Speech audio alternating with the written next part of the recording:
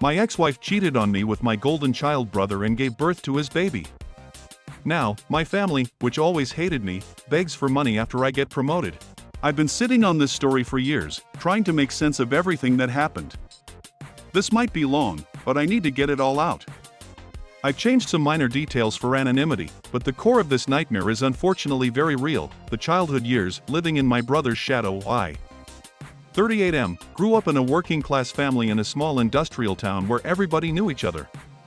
From my earliest memories, the dynamic was crystal clear. My brother Alex, 40M, was the golden child, and I was the afterthought. Alex excelled at everything my father valued: sports, mechanical aptitude, and an easygoing charisma that made him popular with everyone in town.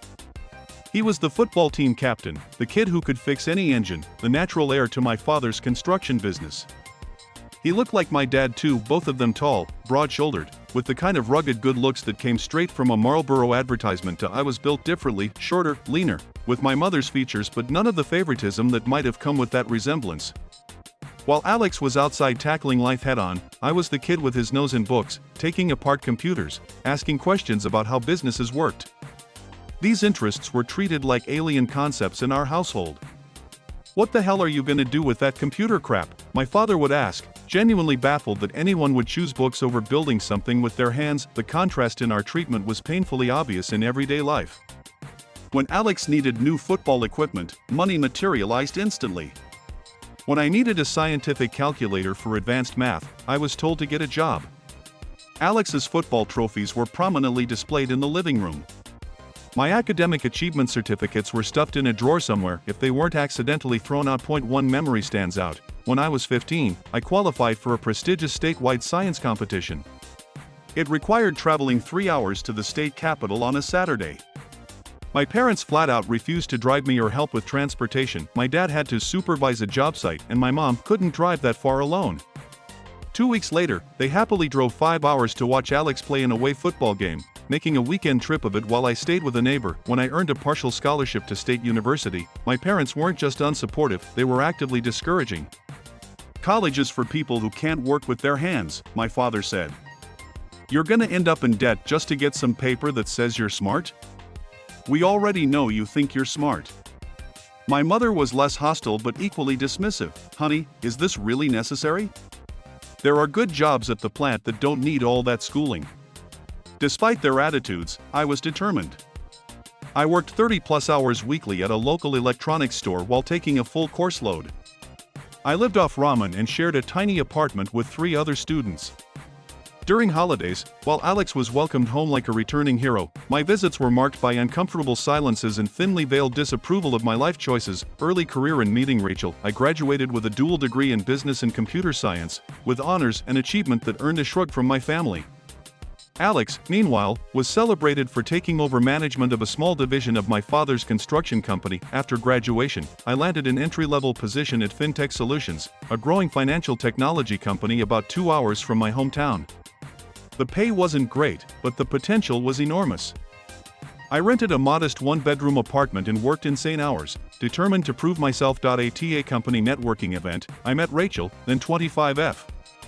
She worked in marketing for one of our partner companies and was assigned to collaborate with my team on a project. Rachel was stunning, confident, ambitious, and charismatic. She had this infectious laugh and a way of making whoever she was talking to feel like the most interesting person in the room. When she showed interest in me, I couldn't believe my luck. I was awkward, still carrying the insecurity of never being the favorite, while she could have had anyone in the room. Our first date lasted 5 hours. We closed down the restaurant talking about everything from our career aspirations to favorite books. I was completely smitten. What surprised me most was how quickly and enthusiastically my family embraced Rachel. On her first visit to my hometown, my mother actually hugged her, something I couldn't remember her doing with me since early childhood. My father engaged her in real conversations, asking about her job and opinions. Even Alex seemed unusually interested in getting to know her. At the time, I was pathetically grateful. I interpreted their warm reception as finally finding something about me they could approve of, my choice in women. In retrospect, there were warning signs from the beginning. Rachel seemed more excited about visiting my family than spending time alone with me. She and Alex had these inside jokes that developed surprisingly quickly. She would often suggest we invite him along when we went out. We dated for 2 years before I proposed. The engagement party my parents threw was the most effort I'd ever seen them put into anything related to me. Alex gave a toast that, while seemingly heartfelt, contained several jokes about how Rachel was too good for me and how she must have terrible vision to have chosen me. Everyone laughed, including Rachel. I laughed too, trained by years of similar comments to perceive them as normal family ribbing rather than the thinly veiled contempt they actually were. Marriage and building a life. Our wedding was beautiful, though Rachel seemed unusually stressed about certain details. In particular, she insisted Alex be part of the wedding party, though I had closer friends I would have preferred. She was often on the phone with him discussing wedding plans, something I found odd but rationalized as her simply wanting to include my family. After the wedding, we bought a modest house closer to the city where we both worked. I was climbing the corporate ladder at FinTech Solutions, often working 60-plus-hour weeks. Rachel thrived in her marketing role and became increasingly involved with my family, driving to my hometown for weekend visits when I had to work. I encouraged this, believing these connections were healing the rift between my family and me. The truth, as I would later discover, was far more sinister. These weekend visits weren't about family bonding, they were opportunities for Rachel and Alex to be together. Their affair had started before our wedding and continued throughout our marriage, right under everyone's noses, including mine. During those early years of marriage, I noticed Rachel became increasingly critical of my work hours, despite them being necessary for my career advancement. Alex would never put work before family, she would say. Your brother really knows how to make time for what matters. I tried to explain that Alex had been handed his position in a family business, while I was fighting for every promotion against Ivy League graduates and people with connections I didn't have. Of the pregnancy and growing suspicions. 4 years into our marriage, Rachel announced she was pregnant. We had been trying for about a year, and I was overjoyed. At work, I was being considered for a major promotion to Senior Development Manager, which would mean even more responsibility temporarily but would set us up financially for our growing family. The pregnancy seemed to bring Rachel and my family even closer. My mother called daily for updates. My father started sending baby clothes and toys, more generosity than he'd shown me my entire life. Alex became an almost constant presence, helping with house projects to prepare for the baby and taking Rachel to appointments when I had unmovable work commitments. When Emma was born, I was overwhelmed with love for this tiny human.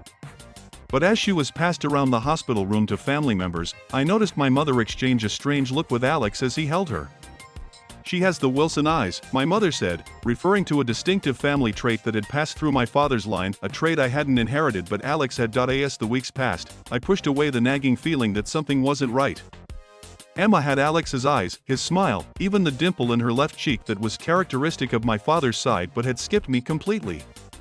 People would comment, "She looks just like her uncle," and Rachel would laugh a bit too nervously. Other things started to register: how Rachel's phone was suddenly password protected when it never had been before, how she and Alex would stop talking when I entered a room, how Emma's baby book had gaps in the family medical history sections that Rachel claimed she just hadn't gotten around to filling out yet. The birthday party in Discovery on my 35th birthday fell on a Saturday, and Rachel had planned a surprise party at our home. That morning, she said she needed to pick up some last-minute supplies and would be back in an hour. 3 hours later, she still wasn't home, and guests would be arriving soon. Concerned, I tried calling her cell phone but got no answer. I decided to check her iPad, which was linked to her phone, to see if she had messaged anyone about her whereabouts or delays. What I found instead destroyed my world in an instant. Years of messages between Rachel and Alex filled the screen: explicit photos, declarations of love, discussions about how to keep their affair hidden from me. There were messages from before our wedding where she expressed doubts about marrying me, with Alex convincing her to go through with it because the timing isn't right for us yet. There were messages about how they would meet whenever I was working late or traveling for business. The most devastating thread was about Emma. Messages exchanged during Rachel's pregnancy confirmed what I had feared: Alex was Emma's biological father. They had been careful to time their encounters around Rachel's fertility cycle while also maintaining our own marital relations to avoid suspicion. There were jokes about how oblivious I was, with Alex boasting that he's too busy climbing the corporate ladder to notice what's happening under his nose. They discussed future plans too. They would wait until my parents passed away before revealing their relationship, to avoid unnecessary drama in the family. Alex was concerned about inheritance issues if my parents knew he had betrayed me. Apparently, the only moral qualm he had was how it might affect his financial future. I printed dozens of pages of their conversations. When Rachel finally returned home, I was sitting at the kitchen table with the evidence spread out before me. Guests were due to arrive in 30 minutes for a birthday party that would never happen. "How long?" I asked as she walked in, shopping bags in hand. Her face told me everything before she said a word. The shock, the fear, then the resignation as she saw the messages. "I never meant to hurt you," she began, the most cliched line in the history of betrayal. "How long?" I repeated. "Since before the wedding," she admitted. "It started as just physical, but then I fell in love with him." What followed was perhaps the most painful conversation of my life. Rachel explained that she had initially been attracted to me, my intelligence, my ambition. But after meeting Alex, she felt a connection she couldn't deny. Rather than break off our relationship, they began their affair. By the time we were engaged, she claimed to genuinely care for me but was in love with Alex. "Why marry me at all?"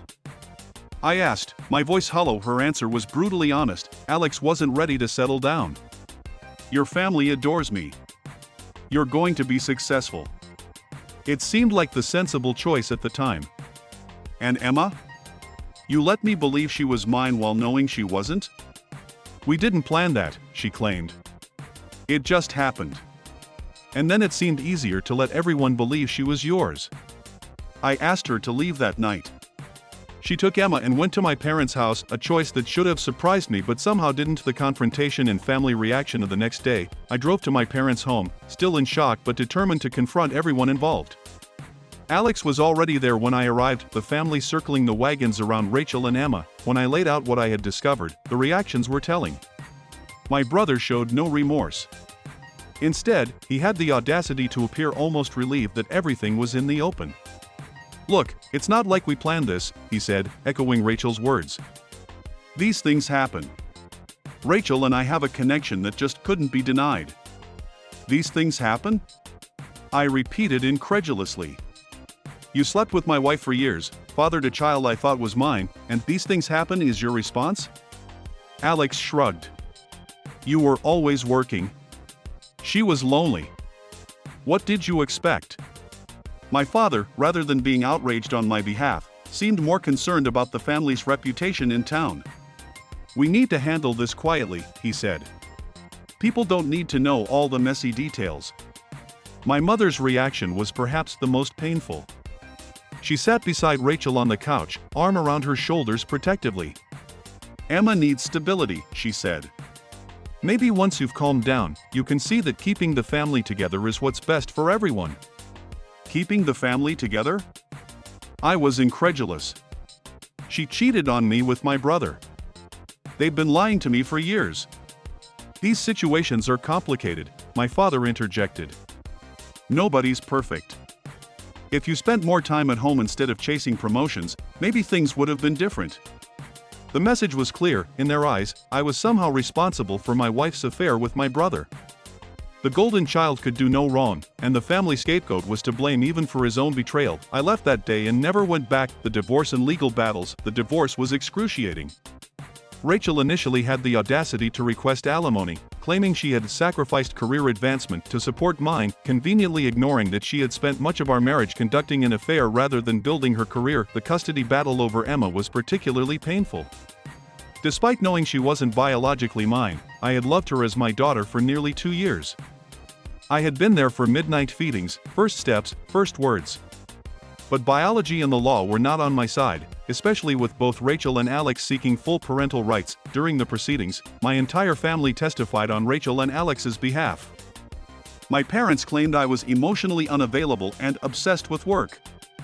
My father suggested that Alex had stepped up when I was absent, a horrifying reframing of the affair that betrayed me. The most cutting testimony came from my mother, who described me as always difficult, even as a child, and praised Alex for being there for Rachel when she needed someone. The message between the lines was clear. The affair was justified because I was unworthy of love and loyalty in the first place. DNA tests confirmed what the messages had already revealed: Emma was Alex's biological child. Despite my emotional attachment to her, I had no legal right to custody or even visitation. This reality was crushing.